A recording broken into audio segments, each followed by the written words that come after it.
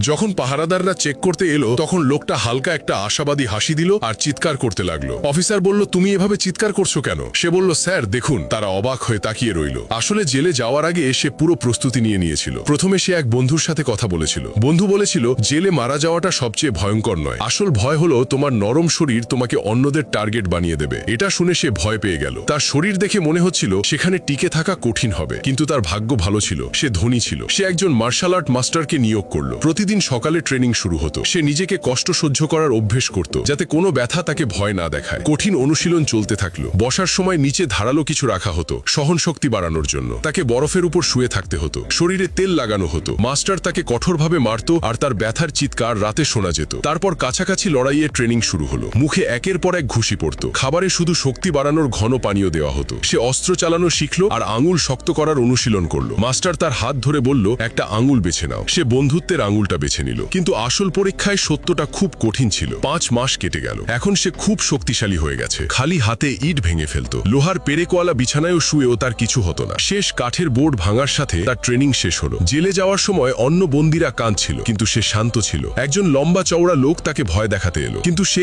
এক চালেই তাকে নিয়ন্ত্রণে নিয়ে ফেললো। আর সে ব্যথায় চিৎকার করে উঠল। জেলের ভেতরে সে ঠিক করলো আগে নিজের অবস্থান তৈরি করতে হবে। সে এক বৃদ্ধ বন্দীকে জিজ্ঞেস করলো, এখানে সবচেয়ে ভয়ঙ্কর কে? বৃদ্ধ একটা প্রায় 1 মিটার লম্বা ভারী শরীরের লোকের দিকে দেখালো। সে সুন্দর মুখওয়ালা লোকদের বিরক্ত করার জন্য পরিচিত ছিল। সে সবার সামনে তাকে চ্যালেঞ্জ করলো। ওই দানবের মতো লোকটা তাকে হুমকি দিল, কিন্তু কয়েকটা সালেই সে তার 3টে আঙ্গুল ভেঙে দিল আর তাকে থামিয়ে দিল। তারপর সে আরেকটা দলের নেতাকেও হারিয়ে দিল। এরপর পুরো জেলে কেউ তাকে চ্যালেঞ্জ করার সাহস পায়নি। সে নতুন নিয়ম চালু করলো, হিংসা বন্ধ করলো। যে নিয়ম ভাঙত সে নিজেই ব্যবস্থা নিত। ধীরে ধীরে সব বন্দী বন্ধ হয়ে গেল। জাতি আর ধর্ম নিয়ে ঝগড়া বন্ধ হয়ে গেল। জেলটা যেন একটা স্কুলের মতো হয়ে গেল আর সবাই শান্তিতে থাকলো।